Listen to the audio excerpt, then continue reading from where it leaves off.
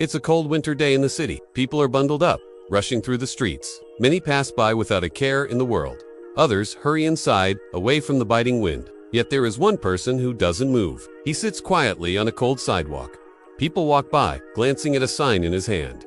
Please, just 10 minutes to share my story. It reads, some shake their heads, others sigh, thinking he's just another beggar. But a woman stops. This is a story about what happens when you take just 10 minutes of your time to talk to a stranger. The first scene introduces us to our rugged, tired man sitting on a cold sidewalk. His clothes are worn, his face etched with hardship. In his hand, he holds a sign that reads, please, just 10 minutes to share my story. The camera zooms in on his face, revealing a mix of sadness and hope. As the camera pans out, we see that he's sitting on a busy street corner. Despite the bustling city around him, he seems invisible to most passers. A voice narrates, James hadn't always been homeless.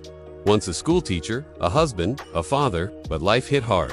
A tragic car accident took his wife, medical bills took his home, and grief took everything else. We see flashbacks of happier times. James in his classroom, a loving husband and father. These memories are faded and gray, symbolizing the pain and loss he has endured. Then we see the harsh realities of his present. An eviction notice, an empty apartment, each scene emphasizing the depth of his despair. We go back to the present, where James continues to sit on the sidewalk. He's been here for days, hoping someone will take the time to listen to his story. But most people just walk by, ignoring his desperate plea for just 10 minutes. Suddenly, a woman named Sarah appears. She's well-dressed and appears to be in a hurry. The narrator says, Sarah was late for a meeting. She had a choice rush, pass like everyone else, or stop. She stopped. Close up on Sarah's face as she makes the decision to pause. A single tear rolls down her cheek. She takes a deep breath and sits beside James. The camera captures a soft, slow-motion shot of Sarah sitting beside James as they talk. Her body language shifts from initial surprise to growing empathy. As James shares his story, her expressions change from shock to sadness, then determination. The narrator says, James told her everything. How life crumbled, how no one listens anymore. She didn't judge. She listened. Really listened. The camera focuses on James's face, capturing his raw emotions as he pours his heart out to Sarah. The bustling city fades away, emphasizing the significance of this one-on-one conversation. After listening intently, Sarah nods, acknowledging James's pain and struggles. She reaches out, touching his arm in a gesture of comfort and solidarity. The camera focuses on James's hand, calloused and worn. As he looks at Sarah, there's a glimmer of hope in his eyes. Maybe someone finally understands. Later that day, Sarah is at home, seated at her desk, researching on her laptop. Her phone rests on the desk, displaying a message from James. She picks it up, her thumb hovering over the screen. The camera zooms in on her face, highlighting the conflict within her. The narrator says she wrestled with her conscience. How could she help? Cut to flashback of Sarah and James talking, her eyes filled with compassion. Cut back to Sarah at her desk, typing on her laptop. Sarah decides to share James's story on her social media platform. Accompanying the post is a picture of her and James together. The caption reads, "This man changed how I see people." Sarah hits publish, trusting the vast reach of the internet to make a difference. The narrator says, her post went viral. Within 48 hours, donations poured in. But more than money, people came forward. "I knew James," they said. "He taught my son," they shared. "He's a good man," they spoke up. Cut to a montage of people finding and reuniting with James. A sea of faces, young and old, men and women, all coming together to support James. There are hugs, smiles, handshakes, everyone eager to lend a helping hand. The camera focuses on James, his eyes filled with gratitude and surprise. He's overwhelmed by the support and kindness of strangers.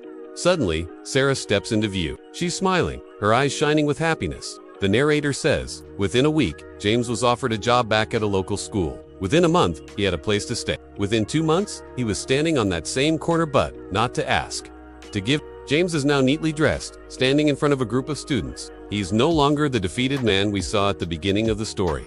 He's confident, hopeful. The camera pans out, showing James addressing a larger audience. Supporters, volunteers, even local authorities are gathered around him. James is at the center of attention, not as a beggar, but as a respected member of the community. James begins to speak, his voice strong and clear. He tells his story, sharing his pain, his struggle, but also his resilience and gratitude. The crowd listens intently, nodding in understanding and support. The narrator says, James looked out at the sea of faces, all turned towards him, all listening.